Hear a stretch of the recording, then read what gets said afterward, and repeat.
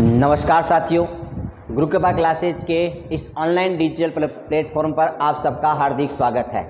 जैसा कि आप सबको पता है, पिछले 5 वर्ष की भर्ती परीक्षाओं में जो प्रश्न आए हुए थे, उन सभी प्रश्नों के बारे में हम विस्तार से चर्चा कर रहे हैं। प्रत्येक टॉपिक पर ही चर्चा कर रहे हैं कि कौन से टॉपिक से पिछले 5 वर्षों में कौन कौन से प्रश्न आए थे। उन सभी प्रश्नों को हम विस्तार से व्याख्या कर रहे हैं, जिसमें हमारे 3 सब्जेक्ट की जो क्लासें हैं वो सुचारू रूप से चल रही है, जिसमें जनरल साइंस है, ज्योग्राफी है और पॉलिटी है। पॉलिटी का आज ये तीसरा वीडियो है। जनरल साइंस व ज्योग्राफी के 4 वीडियो हो चुके हैं। अगर आपने वो पिछले वीडियो नहीं देखे हैं तो प्लीज़ आप सब लोग शुरू से एक वीडियो आप देखिए और आगामी पिछले दिनों में जो भी प्रश्न आए थे उन प्रश्नों का अध्ययन करें। आगामी भर्तियों की जो एग्जाम लगेगी उन सभी भर्तियों में लगभग 60% जो प्रश्न होते हैं वो पिछले जो प्रश्न आए होते हैं उन्हीं के इर्द गिर्द उन्हीं की भाषा को चेंज करके पूछा जाता है। तो इसमें कोई चिंता का विषय नहीं है। आप लोग अगर इन प्रश्नों को भी ढंग से पढ़ लोगे तो राजस्थान की कोई ऐसी एग्जाम नहीं है जिसे आप क्वालिफाई नहीं कर पाओगे। कि कहते हैं कि बुलंदियों की चोटी पर हर बार पहुँचना है, सारी कोशिशों को जीत कर द्वार पहुँचना है। कि बुलंदियों की चोटी पर हर बार पहुंचना है, सारी कोशिशों को जीत कर द्वार पहुंचना है। मैंने अपने लहू से तेरी उम्मीदों को सींचा है,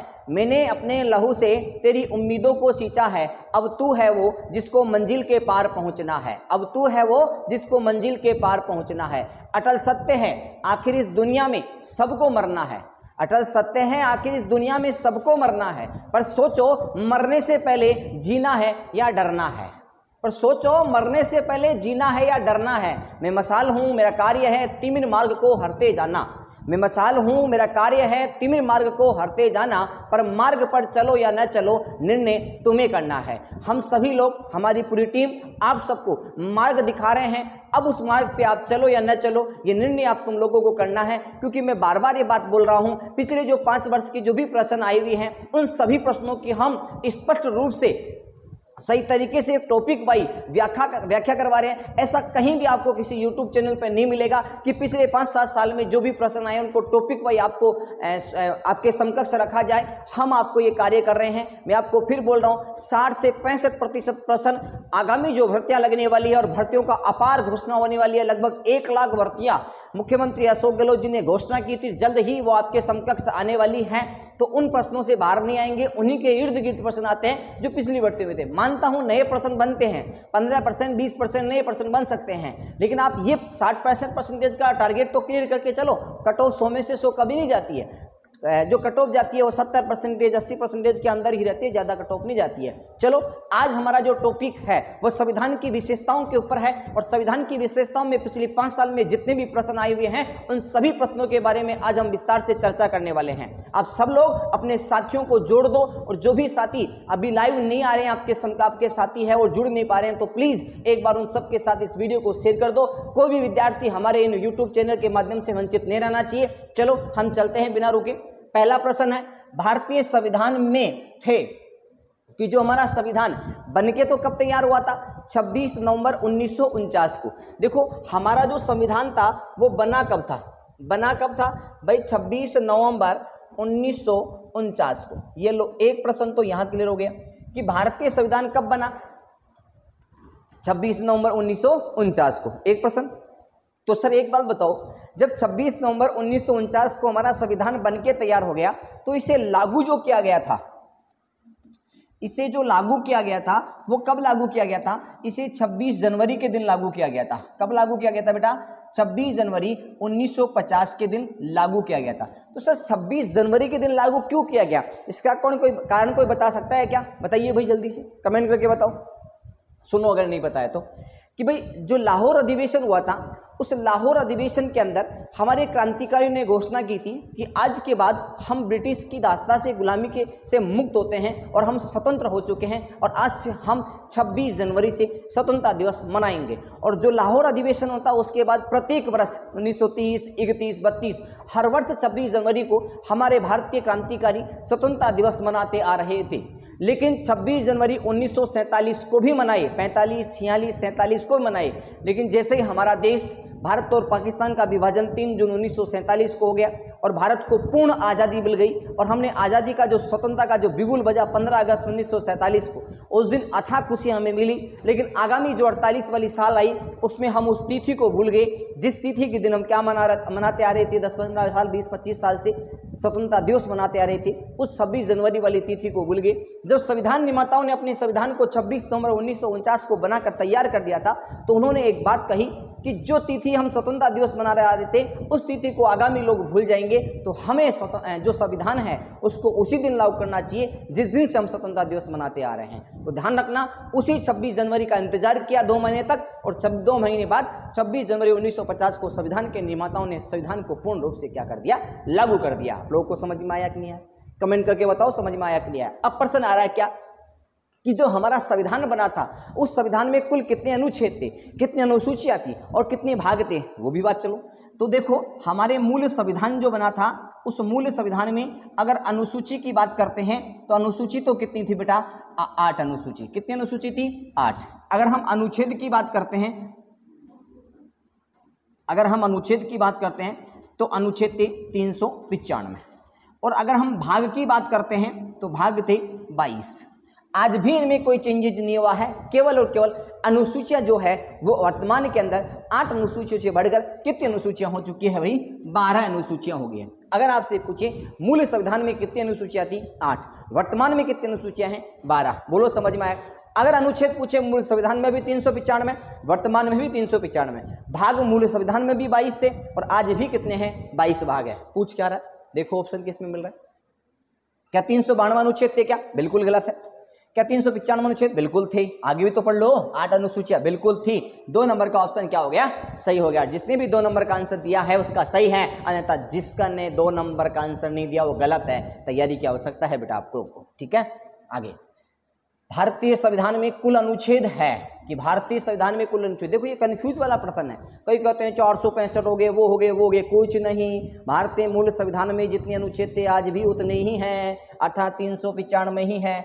अगर ये पूछे गणना की दृष्टि से, गणना की दृष्टि से कुल अनुच्छेद कितने हैं, तो गणना की दृष्टि से कितने हो सकते हैं, लगभग 465 हो सकते हैं। लेकिन ये कब, जब अगर अनुच्छेद पूछे तो 395 और गणना की दृष्टि से कुल अनुच्छेदों की संख्या पूछे तो कितनी आएगी, 465। लेकिन अभी तो हमें क्या करना, आंसर 395। बोलो समझ में आया कि नहीं आया? ठीक है, आगे चलते हैं। मूल भारतीय संविधान किसके द्वारा हस्तलिखित है, कि जो हमारा मूल संविधान था वह मूल संविधान किस व्यक्ति के द्वारा हस्तलिखित है, कि किस व्यक्ति ने उस पूरे भारतीय संविधान को अपनी हस्तलिखित बहुत ही सुंदर राइटिंग के अंदर हस्तलिखित किया था। उनमें से कौन था? क्या नंदलाल था, क्या राम मनोहर सिन्हा था, प्रेम बिहारी नारायण रायजादा था, या बसंत कुमार वैष्णव था? जल्दी से इस प्रश्न का आंसर दीजिए बेटा, सब लोग आंसर दीजिए। मैं सभी के प्रश्नों का आंसर का वेट करूंगा, जल्दी दो आंसर।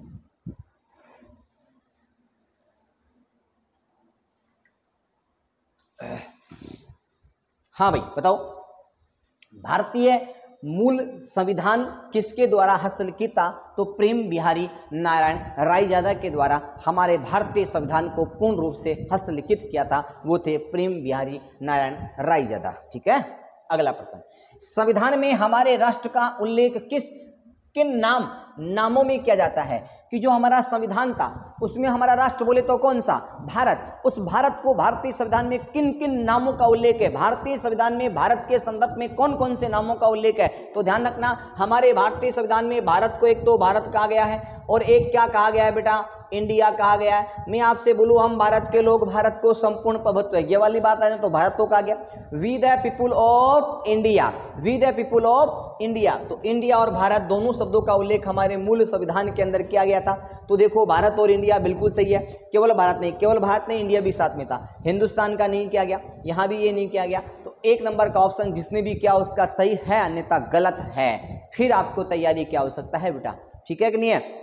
लगे रहो, वैकेंसियां बहुत सारी आ रही है, बहुत वैकेंसी आ रही है। अगर इस साल चूक गए ना तो फिर बैठे रहोगे भाई, बैठे रहोगे, चूकना नहीं है। लगे रहो कि तूफान चाहे कितना भी हो हाथ उठाए रखना, दलदल चाहे कितना भी हो पांव जमाए रखना। अरे कौन कहता है छन्नी में पानी नहीं रुकता, बर्फ जमने तक हाथ लगा के रखना। जब तक सफलता नहीं मिलती है तब तक निरंतर मेहनत करते रहिए, आपको एक दिन सफलता जरूर मिल जाएगी। ठीक है, अभी मैं ऐसे विद्यार्थियों का एग्जाम्पल आपको दे सकता हूं कि जो विद्यार्थी बहुत कमजोर थे, आज अभी थर्ड ग्रेड के अंदर मेरे 4 विद्यार्थी ऐसे विद्यार्थियों का चयन हुआ है जो हिंदी विषय से थे। अभी उनका मैं आपके समकक्ष से 2-4 रोज में मुलाकात करने वाला हूं, तो आप लोग भी उस चीज़ का इंतजार कीजिए, आपको भी लगना है, ठीक है। संविधान में भारत का दूसरा नाम क्या दिया गया? अभी तो मैंने बोला एक तो भारत है ही, संविधान में भारत को भारत कहा गया, और दूसरा नाम क्या है बेटा? भारत। वैसे क्या नहीं, कोई नाम नहीं है? नहीं, 2 नाम थे ना, एक इंडिया है, हिंदुस्तान नहीं है। तो 3 नंबर का ऑप्शन क्या हो जाएगा बेटा? सही हो जाएगा। भारत को भारतीय संविधान में 2 नामों से, एक तो भारत और एक इंडिया, ठीक है। वीडियो को शेयर कर दो भाई। भारतीय संविधान में 90वीं अनुसूची परिवर्तित हुई है, अर्थात कब जुड़ी है? मूल संविधान में तो कितनी अनुसूचियां थी? 8 अनुसूचियां। तो ध्यान रखना, मूल संविधान की बात करते हैं, मूल संविधान की अगर हम बात करते हैं तो ध्यान रखना, मूल संविधान में कितनी अनुसूचियां थी? 8 अनुसूचियां थी। कितनी थी? 8 अनुसूचियां। 90वीं अनुसूची किसके तहत जोड़ी गई? प्रथम संविधान संशोधन के तहत। कौन से संविधान संशोधन के तहत बेटा? प्रथम संविधान संशोधन के तहत। प्रथम संविधान संशोधन के तहत जोड़ी गई। ये कब हुआ था? 1901 में हुआ था। फिर आती है दल बदल अनुसूची, 10वीं अनुसूची। ये किससे संबंधित है? दल बदल कानून से। कौन से बेटा? दल बदल कानून से। अब ये दल बदल कानून के तहत कब जोड़ी गई थी? ये तो ध्यान रखना 1985 में जोड़ी गई थी। 52वां संविधान संशोधन के तहत, 52वां संविधान संशोधन के तहत 1952 में जोड़ी गई थी। 11वीं अनुसूची 73वें संविधान संशोधन के तहत, 12वीं अनुसूची 74वें संविधान संशोधन के तहत जोड़ी गई थी। वर्तमान में कितनी अनुसूचियां हैं? 12 अनुसूचियां हैं, मैंने आपको बता दी है। और 9वीं अनुसूची जो जोड़ी गई थी वो प्रथम कॉन्स्टिट्यूशनल अमेंडमेंट 1951 के तहत। 10वीं अनुसूची जो जोड़ी गई थी वो दल बदल कानून के तहत, दल बदल कानून से संबंधित थी। 52वें संविधान संशोधन के तहत 1985 में जोड़ी गई थी। 11वीं अनुसूची 73वें संविधान संशोधन 1992 के तहत जोड़ी गई थी। 12वीं अनुसूची 74वें संविधान संशोधन 1993 के तहत जोड़ी गई थी, ठीक है। अगला प्रश्न, भारतीय संविधान की किस अनुसूची में भारत की राजभाषाओं का सूचीबद्ध किया गया है? तो ध्यान रखना, भारतीय संविधान में जो 12 अनुसूचियां हैं, उन 12 अनुसूचियों में से जो राजभाषाएं हैं, कितनी राजभाषाएं हैं बताओ? राजभाषाओं का उल्लेख कितना है? 22 का। अरे भारतीय 8वीं अनुसूची में, राजभाषाओं का उल्लेख कौन सी अनुसूची में? 8वीं अनुसूची में। और 8वीं अनुसूची में कितनी भाषाओं का उल्लेख है? 22 भाषाओं का। 8वीं अनुसूची में कितनी भाषाओं का उल्लेख है? 22 भाषाओं का उल्लेख है। एक प्रश्न तो ये आ सकता है, लेकिन अगर ये पूछे कि मूल संविधान में कितनी थी, मूल संविधान में कितनी भाषाओं का उल्लेख था, तो मूल संविधान में जो भाषाओं का उल्लेख था वह थी कितनी बेटा? 14 भाषाएं थी। फिर इसके बाद में 1967 में एक जोड़ी गई जिसका नाम था सिंधी। इसका नाम क्या था बेटा? सिंधी। और 1992 में जो जोड़ी गई वो 3 जोड़ी गई थी, नेपाली, मणिपुरी और कोंकणी। नेपाली, मणिपुरी और कोंकणी। एक तो नेपाली जोड़ी गई थी, एक मणिपुरी जोड़ी गई थी और एक कोंकणी जोड़ी गई थी। और 2004 में 4 और जोड़ दी गई, बोडो, डोगरी, संथाली और मैथिली। बोडो, डोगरी, संथाली और मैथिली। ऐसे टोटल कितनी हो गई बेटा? 22 भाषाएं हैं। तो कौन सी अनुसूची में है? 8वीं अनुसूची में है। सबके समझ में आ गया होगा। 7वीं अनुसूची में क्या है? शक्तियों का विभाजन है। बोले तो संघ सूची, राज्य सूची और समवर्ती सूची, इनका उल्लेख किसमें है? 7वीं अनुसूची में है। 6ठी अनुसूची में क्या है बेटा? असम है, मेघालय है, मिजोरम है, त्रिपुरा है। उनके अनुसूचित जाति जो है उनका अनुसूचित जातियों का उल्लेख किया गया है। 9वीं जो अनुसूची है उस 9वीं अनुसूची को प्रथम संविधान संशोधन 1951 के तहत जोड़ा गया था, जिसमें भूमि सुधार कानून जोड़ा गया था, ठीक है। तो इसमें 3 नंबर का ऑप्शन क्या हो जाएगा? सही। निम्नलिखित में से कौन सा कथन भारत के संविधान की 7वीं अनुसूची का सही वर्णन करता है? अभी मैंने बताया ना कि 7वीं अनुसूची में क्या है? शक्तियों का बंटवारा। बोले संघ सूची, राज्य सूची और समवर्ती सूची, ऐसी शक्ति। तो संघ और राज्यों के बीच शक्तियों के वितरण की सूची किसमें देता है? ऑप्शन नंबर 3 का ऑप्शन क्या हो जाएगा? सही। 7वीं अनुसूची में 3 नंबर का ऑप्शन हो जाएगा। अब अगला प्रश्न बताओ, आप लोग बताओ। 90 नंबर का 90 नंबर का प्रश्न बताओ भाई, देरी नहीं करना आप लोगों को, जल्दी बताओ।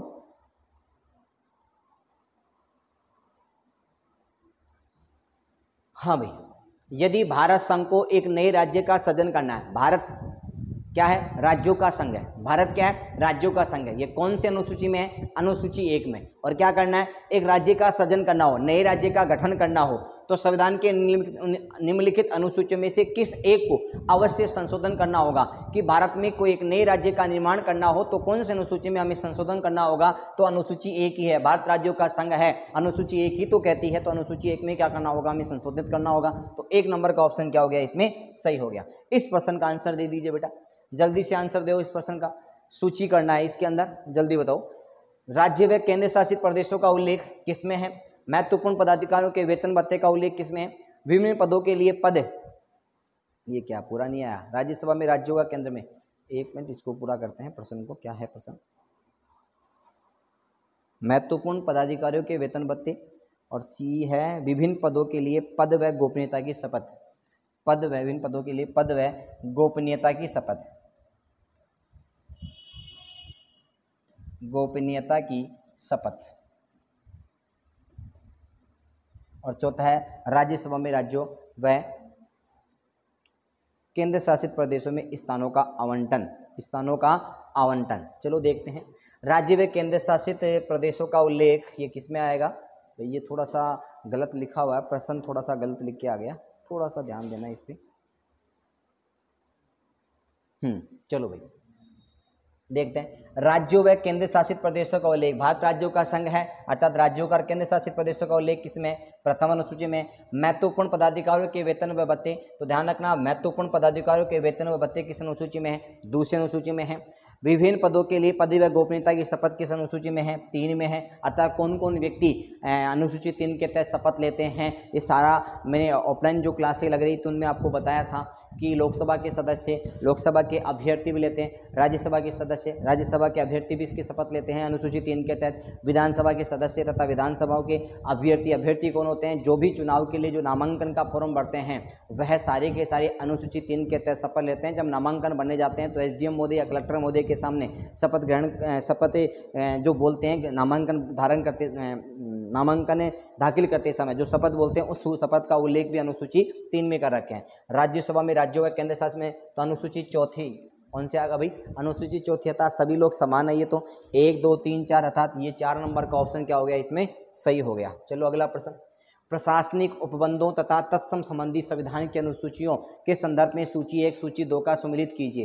प्रशासनिक उपबंध और अनुसूची, असम, मेघालय, त्रिपुरा और मिजोरम की जनजातीय क्षेत्र किस अनुसूची में है, भाई साहब 6ठी अनुसूची में है, तो 4 नंबर का ऑप्शन इसमें क्या हो जाएगा, सही।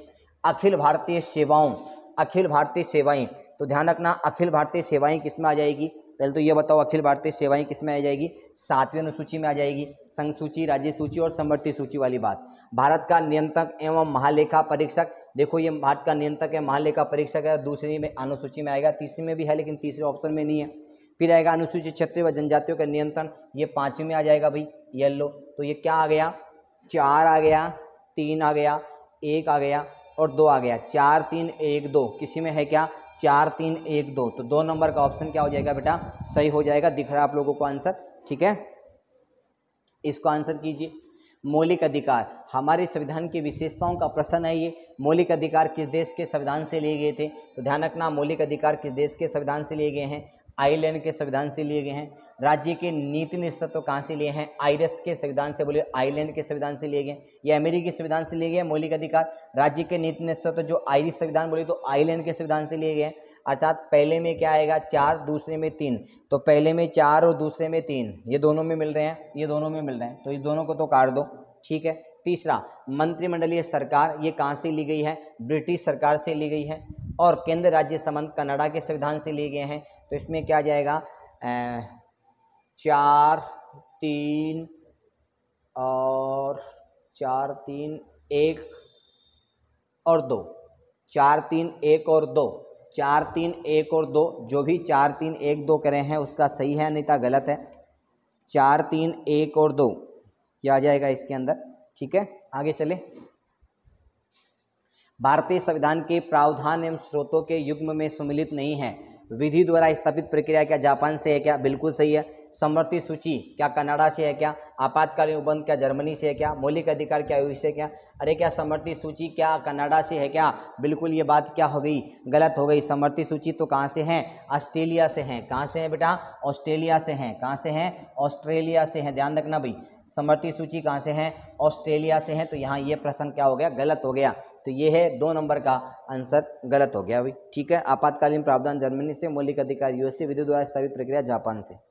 अगला प्रश्न, भारतीय संविधान के प्रावधान और विदेशी संविधानों से ग्रहण किए गए विधि निर्माण की प्रक्रिया कहाँ से ली गई थी? जल्दी बताओ। न्यायिक पुनरावलोकन की शक्ति कहाँ से ली गई थी? स्वतंत्रता समता का सिद्धांत कहाँ से लिया गया था? अवशिष्ट शक्तियाँ कहाँ से ली गई थी?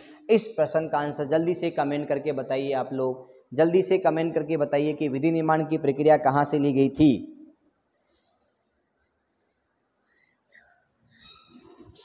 तो विधि निर्माण की प्रक्रिया जो ली गई थी वो कहाँ से ली गई थी भाई साहब? ये ली गई थी ब्रिटिश से। कहाँ से ली गई थी भाई? ब्रिटिश से ली गई थी। न्यायिक पुनरावलोकन कहाँ से लिया गया था? संयुक्त राज्य अमेरिका से लिया गया था। स्वतंत्रता और समानता के सिद्धांत कहाँ से लिए गए थे? फ्रांस के संविधान से लिए गए थे। अवशिष्ट शक्तियाँ कहाँ से ली गई थी? कनाडा से ली गई थी। तो इसमें 2 3 1 4, तो किसमें है? 2 3 1 4। ये लो 2 नंबर का ऑप्शन क्या आ रहा है? सही आ रहा है, और बाकी ऑप्शन क्या है इसमें? गलत है। ठीक है, भारतीय संविधान में संघ में भारतीय संविधान के संघ में अवशिष्ट शक्तियां निहित करके किसका अनुसरण किया गया है? फ्रांस के संविधान का, कनाडा की संविधान प्रणाली का, ब्रिटेन का या जर्मनी का? कि भारतीय संविधान के संघ में अवशिष्ट शक्तियां निहित करके किसका अनुसरण किया गया है? जल्दी से इस प्रश्न का आंसर दीजिए। किसका अनुसरण किया गया? तो ध्यान रखना, इसका अनुसरण किया गया कनाडा देश का। किसका बेटा? कनाडा के देश की प्रणाली का जो अनुसरण किया गया है। ठीक है, सुमेलित नहीं है। संवैधानिक प्रावधान और स्रोत क्या मौलिक अधिकार संयुक्त राज्य अमेरिका से लिए गए हैं क्या? बिल्कुल बात सही है। संसदीय लोकतंत्र क्या यहाँ से लिए गए हैं क्या? ये बात थोड़ा सा सही है। नीति नेतृत्व आइलैंड से है। आपातकालीन उपबंध रूस से लिए गए हैं क्या? बिल्कुल नहीं लिए गए हैं, जर्मनी से लिए गए हैं। कहाँ से बेटा? जर्मनी से लिए गए हैं। यही प्रश्न क्या हो गया? गलत हो गया, और सारे सही है। ठीक है, 4 नंबर का ऑप्शन।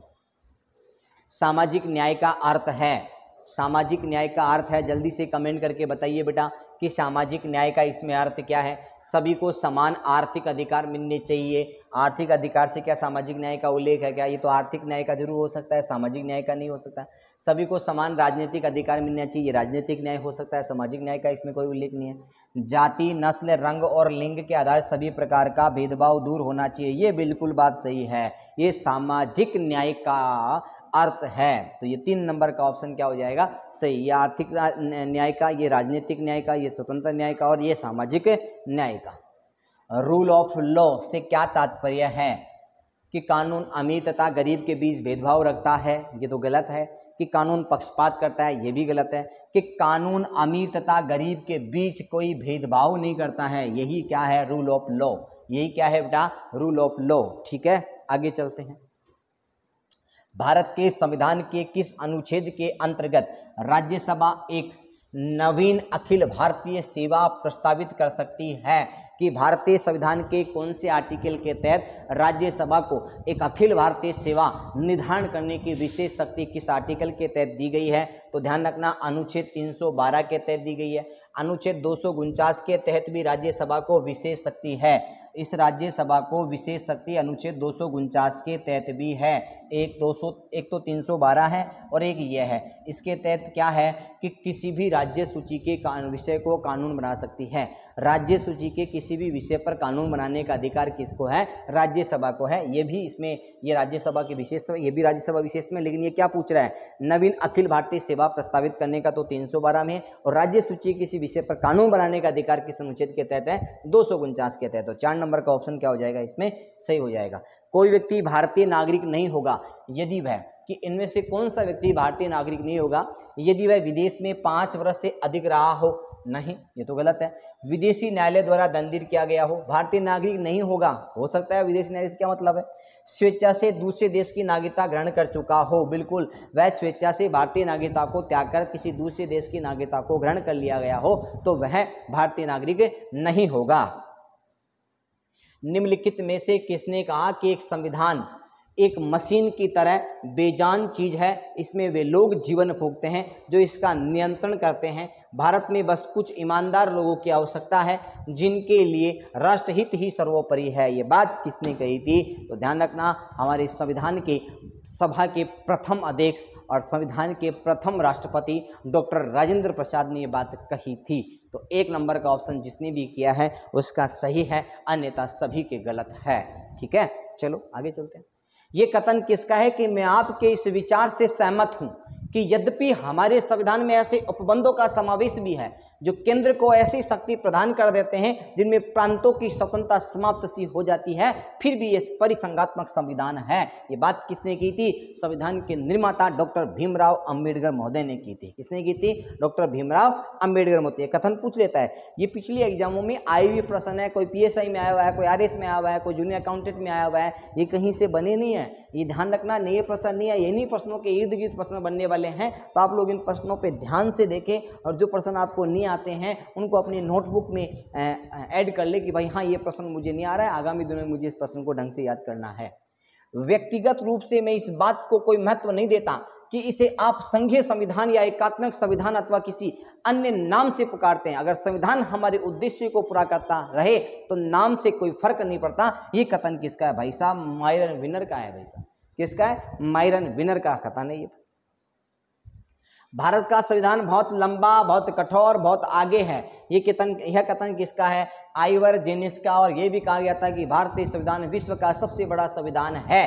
भारतीय संविधान विश्व का सबसे बड़ा संविधान है। ये बात भी किसने कही थी? आइवर जेनिस ने कही थी। ये संविधान की विशेषताओं के संदर्भ में प्रश्न आ रहे हैं। इन सभी प्रश्नों को आप विस्तार से पढ़ लेना, एक बार नहीं 2 बार इन प्रश्नों को देखना, क्योंकि इसमें हम ये नहीं कर सकते कि प्रत्येक कथन क्या क्या है, इतना समय आपके पास नहीं है अभी।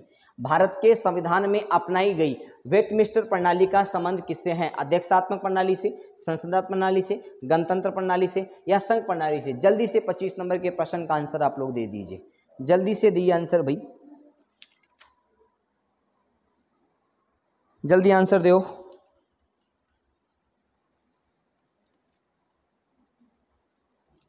ये यूके में विकसित हुई थी और संसदीय प्रणाली आएगी, यूनाइटेड किंगडम। ठीक है, भारतीय संविधान के किस अनुच्छेद में भाग 5 का प्रावधान किया गया है? तो भाग 5 में अध्यायों की बात करते हैं तो वो अलग होती है। तो ध्यान रखना, भाग 5 में कितने हैं? ध्यान रहे, भाग 5 में कहाँ से कहाँ तक है? 52 से लेकर 151 तक। 52 से लेकर 151 तक, 52 से लेकर 151 तक के अनुच्छेद किस में आते हैं? भाग 5 में। और भाग 5 में अध्यायों की बात करते हैं तो भाग 5 में अध्याय कितने हैं? भाग 5 में अध्याय भी कितने हैं बेटा? 5 ही अध्याय हैं। कितने अध्याय हैं? 5 अध्याय हैं, जिसमें कार्यपालिका आ जाती है, फिर इसके बाद में संसद आ जाती है, फिर इसके बाद में राष्ट्रपति की विधायी शक्तियाँ आ जाती है, फिर न्यायपालिका आ जाती है और फिर नियंत्रक या महालेखा परीक्षक आ जाता है। ये पूछ क्या रहा है? भारतीय संविधान के किन अनुच्छेदों में भाग 5 का प्रावधान किया गया? तो 52 से लेकर 151 तक के हैं। नहीं, इसमें ये नहीं बता रखा था पहले भाग में क्या है। तो पहले में 52 से 78 तक के अनुच्छेदों का उल्लेख है। भाग 5 के अध्याय पृष्ठ में ऐसा प्रश्न आना चाहिए था, इसके अंदर अनुच्छेद के भाग 5 के अध्याय पृष्ठ में कौन कौन से अनुच्छेद आते हैं? तो 52 से लेकर 78 तक। तो पहला ही ऑप्शन क्या हो गया इसमें? सही हो गया। वैसे 52 से 151 तक के आते हैं भाग 5 में। भारतीय संविधान के भाग 5 के अध्याय 1 में कुल कितने अनुच्छेद है? अभी बताया मैंने, 52 से लेकर 78 तक। 52 से लेकर 78 तक जोड़ लो कितने होते हैं? 52 से जोड़ लो कितने होते हैं? टोटल अनुच्छेद आपके सामने आ जाएंगे। लगभग कितने होते हैं भाई? 27 होते हैं। कितने होते हैं बेटा? 27 होते हैं। 27वां प्रश्न आंसर भी कितने आएंगे? 27 ही आएंगे। ठीक है, आज के ये प्रश्न जो थे 27 प्रश्न जो संविधान की विशेषता से संबंधित थे, उन सभी प्रश्नों की हमने चर्चा की है। अगर आपको वीडियो पसंद आया है तो ज़्यादा से ज़्यादा साथियों के साथ इस वीडियो को शेयर कीजिए। और आगामी दिनों के अंदर हम जो महिला ASI की भर्ती आने वाली है, हम इसी यूट्यूब के माध्यम से हमारी पूरी टीम के द्वारा निःशुल्क पूरा कोर्स इस यूट्यूब के ऊपर करवाया जाएगा। ठीक है, धन्यवाद।